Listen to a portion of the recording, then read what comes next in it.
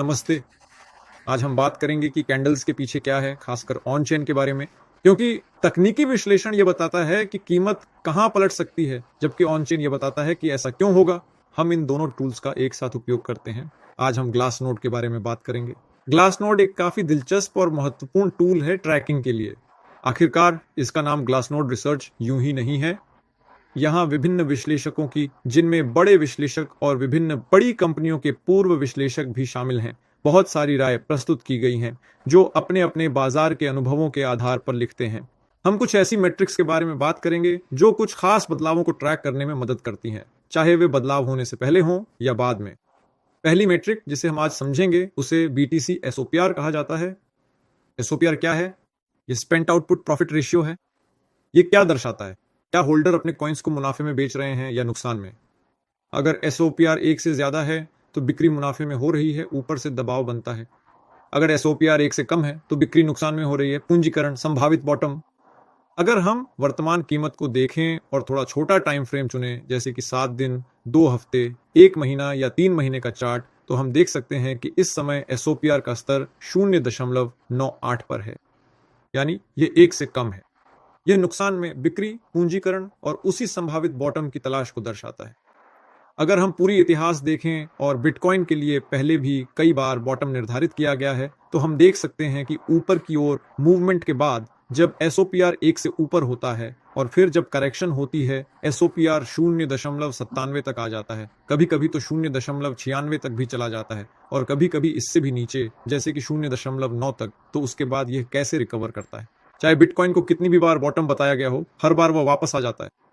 $55,000 तक गिरावट के बाद एसओपीआर एक से नीचे चला गया। जैसा कि हम अभी देख रहे हैं, कुछ प्रतिभागियों ने अपने नुकसान को फिक्स किया और यह मिड टर्म होल्डर्स की कैपिटलाइजेशन और कैपिटुलेशन का क्लासिक संकेत है। ऐतिहासिक रूप से ऐसे एपिसोड्स के बाद बाजार एक स्थानीय बॉटम बनाता है या कम से कम उसे तलाशने की कोशिश करता है। हम एसओपीआर के एक से ऊपर लौटने का इंतजार कर रहे हैं, जितनी जल्दी हो सके। यही रिकवरी की पुष्टि के रूप में काम करेगा। इस मेट्रिक को बाकी के साथ मिलाकर ट्रैक करना बहुत जरूरी है। अगली मेट्रिक जिसे हम समझेंगे वह है बीटीसी मिन ट्रांसफर वॉल्यूम, या फिर आसान शब्दों में कहें तो क्या अभी फंड्स एक्सचेंजों पर भेजे जा रहे हैं या एक्सचेंजों से निकाले जा रहे हैं। जितना अधिक यह संकेतक होता है, उतनी ही अधिक खुद बीटीसी की कीमत होती है। जैसा कि हम देख सकते हैं, हमारे पास 19वें साल के अंत में एक जबरदस्त उछाल था और लगभग यही उछाल 21वें साल के हाई के समय भी था, 21वें से 22वें तक। इसके बाद इसमें बदलाव आया, लेकिन मिन ट्रांसफर वॉल्यूम काफी कम हो गया क्योंकि इतने सक्रिय रूप से फंड्स ट्रांसफर नहीं किए जा रहे थे। अगला और भी महत्वपूर्ण टूल जिसे हम इस्तेमाल करेंगे वह है एक्सचेंज नेट पोजीशन चेंज। ये दिखाता है कि कितने बीटीसी एक्सचेंज में आए या एक्सचेंज से बाहर गए और इसे कैसे ट्रैक किया जाए। इसके लिए हमें सर्च का उपयोग करना होगा और इसमें एक्सचेंज नेट पोजीशन चेंज ही लिखना होगा। इस तरह हमें एक मीट्रिक मिल जाएगी जो हमें यह ट्रैक करने की सुविधा देगी कि क्या हमारे पास ट्रांसफर हुए हैं या नहीं।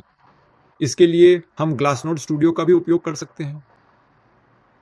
यहाँ हमारे पास फिल्टर, फ्यूचर्स और spot volume, alt coin cycle index, साथ ही बीटीसी शार्प सिग्नल भी उपलब्ध हैं। यानी यह दिखाता है कि यह रिस्क ऑन में है या रिस्क ऑफ में। थ्रेड 5 परफॉर्मेंस, यानी हमारे पास अभी क्रिप्टो के अलावा अन्य एसेट्स में क्या परफॉर्म कर रहा है।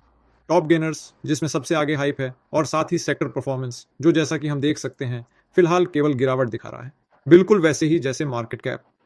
ये बहुत हद तक उन प्लेटफॉर्म्स जैसा है जैसे कॉइन मार्केट कैप और कॉइन गेको। यहाँ क्रिप्टो करेंसी की डोमिनेंस, कुल वॉल्यूम, 24 घंटे में वॉल्यूम में बदलाव, ओपन इंटरेस्ट जो हमारे लिए सबसे ज्यादा महत्वपूर्ण है, फंडिंग और लिक्विडेशन दिखाए जाते हैं। साथ ही सर्च में हम ये भी बता सकते हैं कि हमें एक चेन नेट पोजीशन चेन ढूंढना है। इसे प्राप्त करने के लिए, जैसा कि आप देख सकते हैं, हमें अपनी सब्सक्रिप्शन को प्रोफेशनल या एडवांस में अपग्रेड करना होगा, लेकिन ऐसा करना हमेशा जरूरी नहीं है क्योंकि इस प्लेटफॉर्म पर अक्सर रिसर्च किए जाते हैं। और हम उदाहरण के लिए शॉर्ट टर्म होल्डर एमवीआरवी को एक मीट्रिक के रूप में देख सकते हैं, जो हमें यह जानकारी देती है कि वास्तव में अभी ब्लॉकचेन में क्या हो रहा है। सब कुछ बहुत आसान है। अगर हमारे पास शॉर्ट टर्म होल्डर्स का इंडिकेटर बढ़ रहा है तो इसका मतलब है कि इस समय ज्यादा लोग खरीदारी कर रहे हैं। यहाँ 3 लाइनें भी हैं, ब्रेक इवन 1, मिड 0.9 और न्यूनतम मान 0.8। अगर हम इस मान से नीचे हैं तो इसका मतलब है कि इस समय शॉर्ट टर्म होल्डर्स की संख्या बहुत कम है और यह अपनी बारी में हमें इस ओर संकेत देता है कि निकट भविष्य में कोई विशेष वितरण हो सकता है। साथ ही हमें एक्सचेंजों से खुद ट्रांसफर को भी नहीं भूलना चाहिए। और अगला मीट्रिक जो हमें खास तौर पर रुचिकर लगेगा वह है STLTH सप्लाई। हम इसे उसी सोपर मीट्रिक के जरिए देख सकते हैं या फिर स्पेंड वॉल्यूम भी देख सकते हैं, यानी इस तरह से। यहां भी ये सब्सक्रिप्शन मांगता है, लेकिन इस मामले में हमें इसकी उतनी जरूरत नहीं पड़ेगी, ये इतना जरूरी नहीं है। हमें केवल वॉल्यूम में ही रुचि है और मूल रूप से जैसा कि हम देख सकते हैं ये डेटा हमारे लिए लगभग उपलब्ध है। इसी वजह से यह देखना बहुत जरूरी है कि हाल ही में कोई वितरण हुआ है या नहीं। यहाँ सप्लाई के साथ साथ मार्केट कैप, पियोनल, मार्केट साइज आदि के लिए भी बहुत सारी मीट्रिक्स उपलब्ध हैं जिन्हें हम देख सकते हैं। साथ ही हम इन्हें मैक्रो संकेतकों के जरिए भी देख सकते हैं, यानी हमारे पास सप्लाई कौन होल्ड कर रहा है, हमारे पास M2 का BTC से क्या संबंध है और अमेरिका में क्या हो रहा है, इन सबको देखना चाहिए। फ्यूचर्स से जुड़ी विभिन्न मीट्रिक्स भी हैं जिन्हें हम यहाँ अपने लिए खोल सकते हैं। ग्लासनोड पर एक बहुत ही महत्वपूर्ण पहलू है सेक्शन को ट्रैक करना। अब हम ग्लासनोड रिसर्च पर चलते हैं। यहाँ विकोनन चयन है और यहाँ खरीदारों की अपेक्षाएं भी हैं।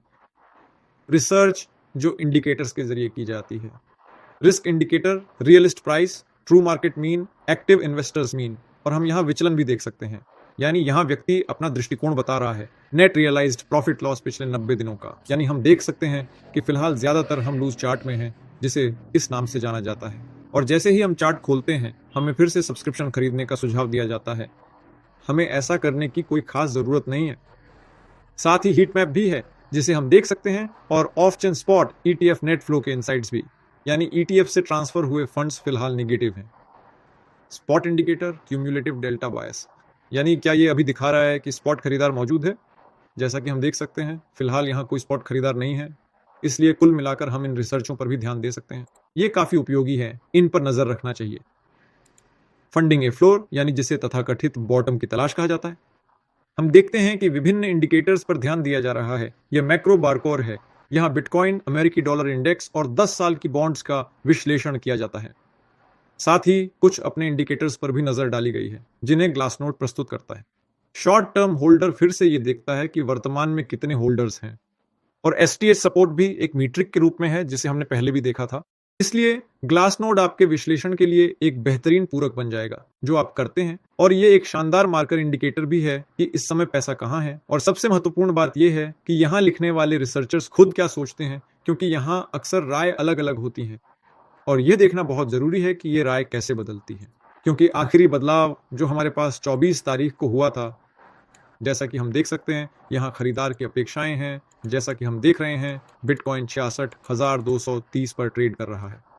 इस समय हमारे पास मुख्य प्रतिरोध स्तर 70,700 है। 90 दिनों का SMA नकारात्मक साकारित लाभ दिखा रहा है, और यह है कि हमारी कीमत को $53,400 के स्तर पर साकारित होना चाहिए। इस समय हमारी कीमत जितनी हो सके उतनी ऊपर है। निगरानी रखें, विश्लेषण करें और आपके ट्रेडिंग में सफलता की शुभकामनाएं।